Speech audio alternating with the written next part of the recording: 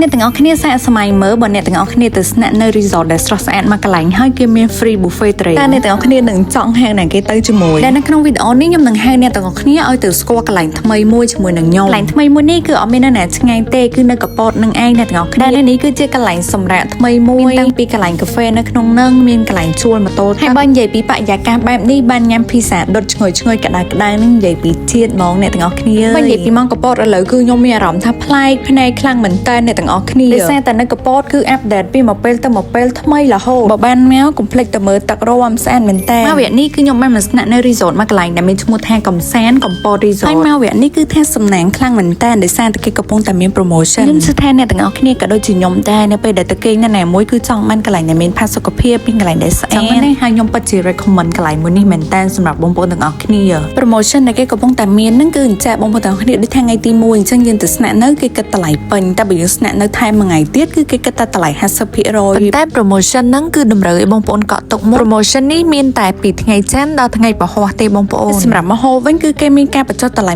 20% គ្រប់មុខទាំងអស់ហើយយើងក៏អាចធ្វើសកម្មភាពជាច្រើនដូចជាជិះកង់ជិះទូកកាយ៉ាហើយបើនិយាយពីកង់វិញគឺមានទាំងកង់មួយជិះម្នាក់ឯងកង់មួយជិះ2នាក់កង់មួយជិះ5នាក់ហើយកង់មួយជិះ5នាក់ហ្នឹងគឺពិសេសខ្លាំងជាងគេហ្មងអ្នកទាំងអស់គ្នាអញ្ចឹងឥឡូវនេះគឺខ្ញុំចង់ហៅបងប្អូនទាំងអស់គ្នាទៅមើលបន្ទប់ខ្ញុំស្នាក់នៅម្ដងដែលខ្ញុំស្នាក់នៅអាគារងាវដែលអាគារងាវនេះគឺមានបន្ទប់រៀងច្រើនដែរអ្នកទាំងអស់គ្នាប៉ុន្តែថ្ងៃហ្នឹងគឺខ្ញុំមកស្នាក់នៅតែមួយបន្ទប់ទេគឺបន្ទប់ទី1តោះឥឡូវហ្នឹងយើងទៅបើកបន្ទប់មើលទាំងអស់គ្នា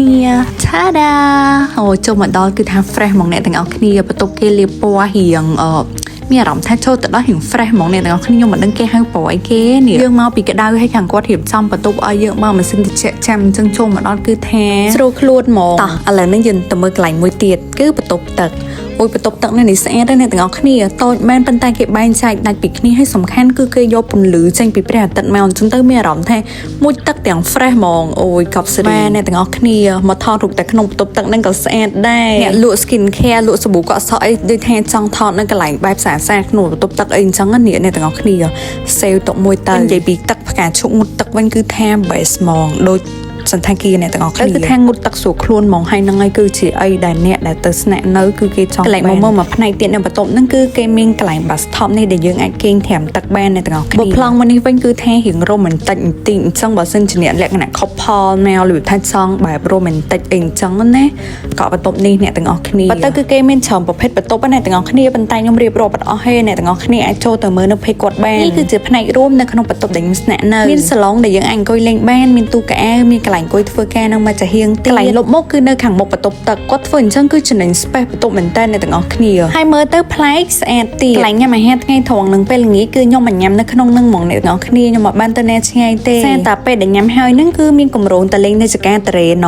នេះគឺមានហាងកាហ្វេបើអ្នកទាំងអស់គ្នាចង់មកញ៉ាំកាហ្វេមកលេងអីអ្នកទាំងអស់គ្នាអាចមកលេងបានញ៉ាំបាយហើយភ្លាមមិនរងចាំយូរគឺរៀបចំខ្លួនដើម្បីទៅចកាត្រេណហ្មងខ្ញុំឮថាគាត់កំពុងតែមានកម្រងថានៅរដូវកាលត្រេគាត់ចង់រៀបចំជា buffet ត្រេនសម្រាប់ភ្ញៀវដែលបានមកស្នាក់នៅខ្ញុំគាត់ទៅលឺឲ្យសប្បាយចិត្តជំនួសភ្ញៀវមកស្នាក់នៅដោយគាត់បានញ៉ាំ buffet ត្រេននឹងហ្មងអ្នកទាំងអស់គ្នាហើយដែលពិសេសនឹងគឺថាអ៊ំគាត់អ្នកមើលថែចកានឹងគាត់ភេទខ្ញុំថាអញ្ចឹងត្រេនដែលតកែគាត់ដាំនឹងគឺអត់មានប្រើសារធាតុគីមីជីគីមីអីច្រើនទេគឺដាំបែបធម្មជាតិហ្មងបើសិនជាអ្នកទាំងអស់គ្នាដឹ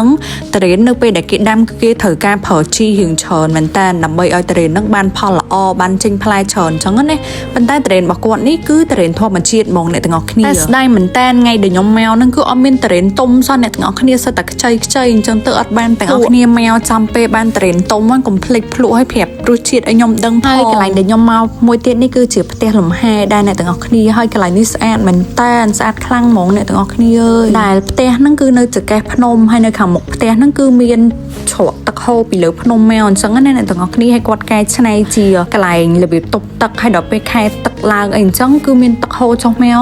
កអូយអ្នកទាំងអស់គ្នាអើយអ្នកទាំងអស់គ្នាបានទៅឃើញនៅក្រៅហ្នឹងថាស្អាតខ្លាំងហ្មងមកដល់វិញគឺថាដល់ម៉ោងញ៉ាំអីពេលល្ងាចល្មមគឺខ្ញុំបានហៅភីសាអូយឈ្ងុយគ្រាន់តែឃើញក៏នឹករសជាតិដែរអ្នកទាំងអស់គ្នាហើយក៏មានដូចជា steak សាច់គោហើយនឹងបាយឆាក្តាមដែរអ្នកទាំងអស់គ្នាអាកាសនេះពេលល្ងាចគឺតិចស្រួលមែនតើនៅ restaurant ហ្នឹងគេមានកន្លែងទឹករៀងធំអញ្ចឹងណា ซึ่งយើងអង្គុយញ៉ាំអីទៅតិចសួរមែនតើហើយបងមកហូបនៅនេះវិញឆ្ងាញ់ណាស់អ្នកទាំងអស់គ្នាជាពិសេសបាយឆាក្តាមហើយទឹកត្រីបុករបស់គាត់នេះគឺថាឆ្ងាញ់មែនតើហ្មងបើ steak វិញដាក់1ម៉ាត់ហើយចង់ដាក់1ម៉ាត់ទៀតហ្មងដោយសារតែសាច់ឡើងទន់ផុយឆ្ងាញ់ហ្មងហើយត្រូវជាមួយនឹងបរិយាកាសល្អទៀតហ៎ pizza គ្រាន់តែឃើញក៏នឹករសជាតិដែរអ្នកទាំងអស់គ្នាអើយសម្រាប់ការមកស្នាក់នៅកំសាន្តកំពត resort គាត់ក៏មាន include ជាមួយនឹង breakfast ដែរអ្នកទាំងអស់គ្នាដែលមានទាំងអាហារបែបអាស៊ីនិងអាហារបែបអឺរ៉ុបអញ្ចឹងបើអ្នកទាំងអស់គ្នាមកស្នាក់នៅគឺមិនបាច់បាក់តោះអីញ៉ាំនៅក្រៅទេគឺនៅនេះមានទាំងអស់មកហើយដែលពិសេសមួយទៀតហ្នឹងគឺកន្លែងគាត់មានផែដើម្បីចេញម៉ូតូទឹកទៅអ្នកទាំងអស់គ្នាអញ្ចឹងបើអ្នកទាំងអស់គ្នា